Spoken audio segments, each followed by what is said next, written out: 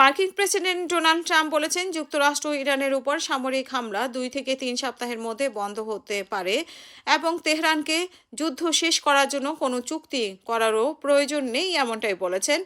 এবং তিনি বলেছেন যে আমরা খুব শীঘ্রই চলে যাচ্ছি, এইটি 2 সপ্তাহ হয়তো 3 সপ্তাহ হতে পারে। তিনি আরও বলেন যে ইরানের সঙ্গে সফল কূটনৈতিক সম্পর্ক না থাকলেও যুদ্ধ শেষ করা সম্ভব। ট্রাম্পের ভাষ্য, ইরানকে আমার সঙ্গে কোনো চুক্তি করতে হবে না, তাদের চুক্তি করার প্রয়োজন নেই, এমনটাই বলেছেন। এর আগে ট্রাম্প ইউরোপীয় মিত্রদের কটাক্ষ করে বলেছেন, ট্রাম্প ট্রুথ সোশ্যালে লিখেছেন যে যুক্তরাজ্যের মতো দেশগুলো যারা হরমুজ প্রণালীর চারপাশে জেট ফুয়েল পাচ্ছে না, তাদের কিছু বিলম্বিত সাহস গড়ে তুলতে হবে, তাদেরকে প্রণালীর কাছে যেতে হবে, এমনটাই বলেছে। অন্যদিকে মধ্যপ্রাচ্যের 28 ফেব্রুয়ারি থেকে শুরু হওয়া যুদ্ধ এখনও চলমান। লেবাননের রাজধানী বেইরুতে ভারী বোমাবর্ষণের আঘাতে করা হয়েছে। ইসরায়েলের সামরিক বাহিনী জানিয়েছে যে তারা হিজবুল্লাহ কমান্ড এবং আরেকজন শীর্ষ নেতাকে লক্ষ্য করে হামলা চালাচ্ছে।